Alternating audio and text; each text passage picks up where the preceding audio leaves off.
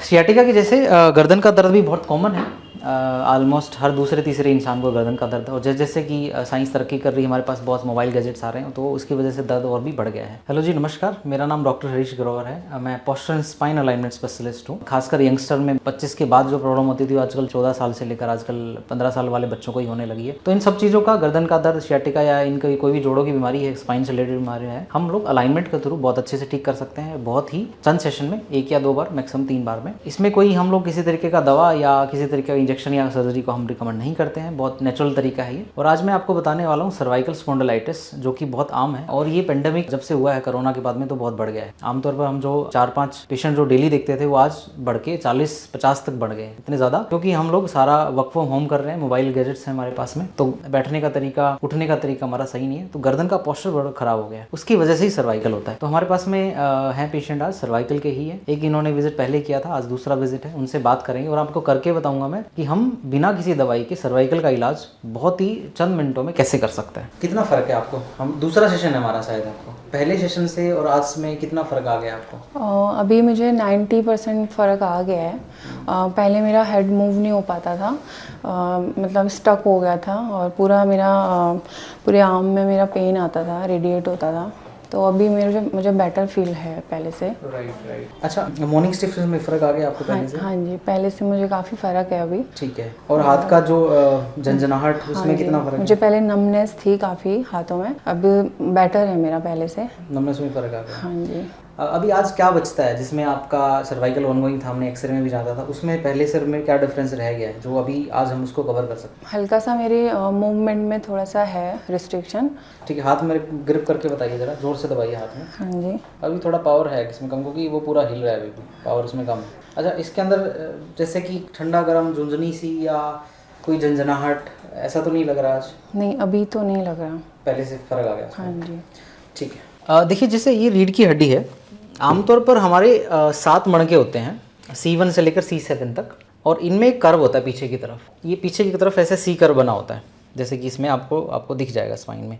लेकिन हम जब मोबाइल गैजेट्स यूज़ करते हैं, आगे की तरफ झुक के बैठते हैं, या कुर्सी के अंदर झुक के बैठते हैं, सोफे में बैठते हैं, या आजकल सीरीज़ होती हैं लंबी लंबी, हम देखते हैं, तो धीरे धीरे करके ये मणके ना सीधे हो जाते हैं इस तरीके से। तो इसके बाद ये नसों पे दबाव डालने लगते हैं। उस केस में क्या है, ये हाथ में झंझनाहट जाना, दर्द रहना हाथ के अंदर, पावर कम हो जाना, जैसे इनका केस था, हाथ में झंझनाहट जा रही थी इनके, उस केस को सर्वाइकल PIVD बोलते हैं। अगर सर्वाइकल PIVD थोड़ा और जलता है, स्पाज्म बनता है, नेक में दर्द आता है, या कुछ लोगों में हमने देखा कि हेडेक भी होता है, हेयर फॉल होता है, आंखों में दर्द होता है, यहाँ दर्द होता है, कान के अंदर भी साउंड आते हैं, इसको टनाइटस बोलते हैं, पीछे की तरफ दर्द जाता है, चेस्ट में आता है, ब्रीदिंग इश्यूज होता है, एसिडिटी होती है, ये सारे सिम्टम भी सर्वाइकल के पाए गए हैं। इसको ठीक करके आप बाकी सारे सिम्टम्स भी इनडायरेक्टली आप ठीक कर सकते हैं। मेन जड़ सर्वाइकल ही होता है। तो हम जो इनका करने वाले हैं, इनका C5-C6 डिस्क बल्ज था, जो कि ये नव है, इसके अंदर ये नव पूरा दब जाती है इनका, क्योंकि इनका डेस्कटॉप का काम है, तो शायद 8-10 घंटे वो बैठती रहती है, उसकी वजह से नस दब गया था इनका, पोस्चर की वजह से। तो आज हम लोग क्या करने वाले हैं कि ये जो C5 और C6 का गैप जो है, इनका पोस्टीरियरली रोटेट था, तो हम इसको ओपन करेंगे इंटीरो सुपीरियर, इस तरीके से, टेक्निकल वर्ड है ये इंटीरो सुपीरियर, इस तरीके से ओपन करें ताकि ये नस इनकी खुल जाए। जैसे ही ये नस खुलेगी तो इनका हाथ का दर्द, इनका हेडेक, इनका पीछे का स्पाज्म वो हट जाएगा। इसके बाद कुछ एक एडवाइजेज होंगी, थोड़ा सा इनको एक्सरसाइजेज होंगी जो बता देंगे, जिससे कर्व मेंटेन रहेगा। मेन है कि कर्व जो है सामने की तरफ से पीछे की तरफ लेके आना है हमने, सिंपली है। बहुत इफेक्टिव तरीका है, आपको इसमें करके बताऊंगा मैं। ढीला छोड़ लीजिए, दोनों पाँव मोड़ लीजिए, अपने दोनों पाँव मोड़ लीजिए, दोनों पाँव, हाँ जी मोड़ लीजिए, बस।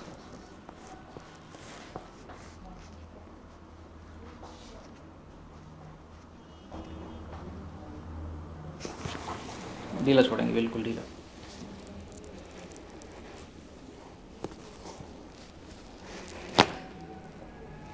में रहता है दर्द इस वाली में? हाँ जी।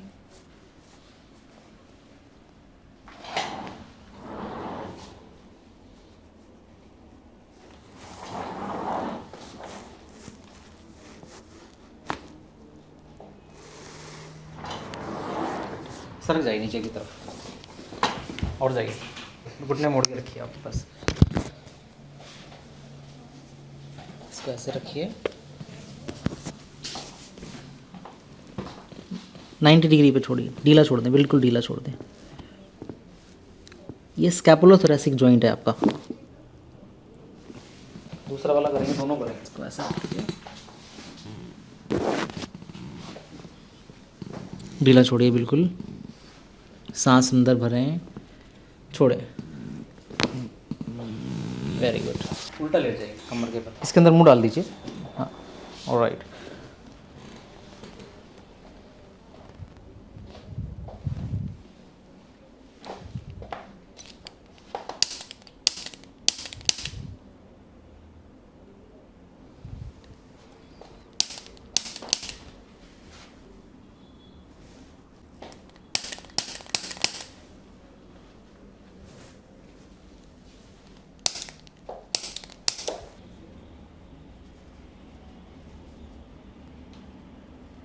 हल्का सा नोट्स बना हुआ है यहाँ पे, एक हल्की सी गांठ है, इसको मसल नोट्स बोलते हैं, ट्रिगर पॉइंट हम लोग टेक्निकल लैंग्वेज में। तो ये भी रिलीज़ हो जाएगा, मैं लाइनअप कर देता हूँ उससे। सांस लीजिए, छोड़िए, फिर से लीजिए, छोड़िए पूरा,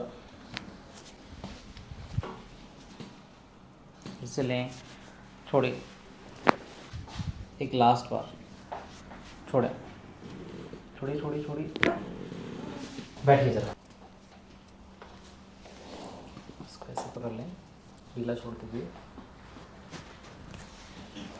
दूसरा वाला ढीला ढीला ढीला, वेरी गुड।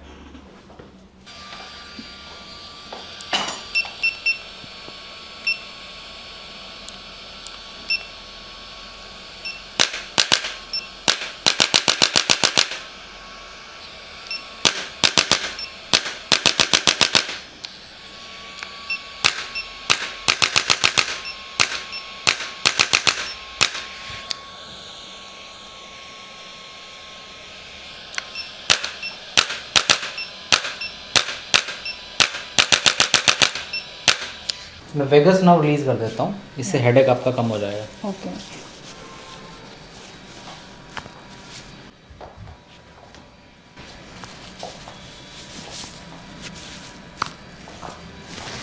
आप घुमा के देखिए गर्दन कैसा लग रहा है। या मच बेटर। अब मैं आपको एक्सप्लेन करने वाला हूँ सर्वाइकल की एक्सरसाइज जो आप कर सकते हैं। क्लासिकल एक्सरसाइज आपने देखा होगा कि ये सब बताई जाती हैं, ये उस पेन से उभरने के लिए तो ठीक है, लेकिन लॉन्ग टर्म में आपको वो राहत नहीं दे पाएंगी। अगर आपको लॉन्ग टर्म में राहत लेनी है तो आपको स्टैटिक यानी ये वाली एक्सरसाइज करनी ही पड़ेगी, और साथ के साथ मैं आपको रबड़ बैंड वाली एक्सरसाइज आपको बताने वाला हूँ जो इसको मेंटेन करने में और दोबारा आने से रोकेगी। फॉर एग्जाम्पल जैसे कि हम कोई खंबा होता है, खंबे को हम केबल लगाते हैं तो खंबा तभी स्टेबल रह पाएगा। तो हमारे स्पाइन भी एक तरीके का खंबा ही है, और उस खंबे को मैनेज जो करती है मसल्स होती हैं। अगर आपका मसल स्ट्रॉन्ग नहीं है तो आपके गर्दन की दिक्कत, कमर की दिक्कत बार बार ही आए। तो हम उसी के लिए आपको ये बताएंगे, और बहुत ईजी एक्सेसिबल एक्सरसाइज है, और आप अच्छे से उनको आप समझ भी पाएंगे और सीख भी पाएंगे। 4-5 क्विक एक्सरसाइज बताऊंगा, वैसे तो बहुत सारी हैं, लेकिन जो सबसे इफेक्टिव होती है वो एक्सरसाइज आपको बताऊंगा मैं। आप सीधा सीधा ले जाइए, कोहनी को आपने मोड़ना नहीं है, ठीक है। बहुत ज़्यादा नहीं खींचे, मीडियम सा ही खींचे।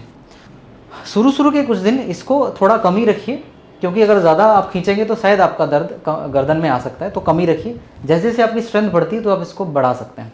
तो ये आपको 15 बार करनी है एक बार में। ये आपकी पीछे वाली मसल जो है, मांसपेशियाँ, उनके लिए होता है। बैठ के या खड़ा होकर दोनों से कर सकते हैं, बैठ के अच्छे से हो पाएगी एक्सरसाइज ये भी आपको 15 बार करनी है। इसके बाद आपने इस ऐसे डालना है इसको, गर्दन आपकी सीधी रहेगी, और ये करना है। जो आपके शोल्डर ब्लेड है ना, ध्यान रखिए शोल्डर ब्लेड ऐसे जाने चाहिए, इस तरीके से, ठीक है जी, ऐसे करके इस तरीके से शोल्डर ब्लेड, ठीक है जी, इस तरीके। गर्दन सीधी रही, गर्दन नहीं झुकेगी आपकी। ये भी आपको 15 बार करनी है। अब आपको खड़ा होना है। ये वाली मसल जो है इसके लिए, ये रोम्बोइडस और ट्रेपेजियस नाम से मसल होती है, उसके लिए होती है ये।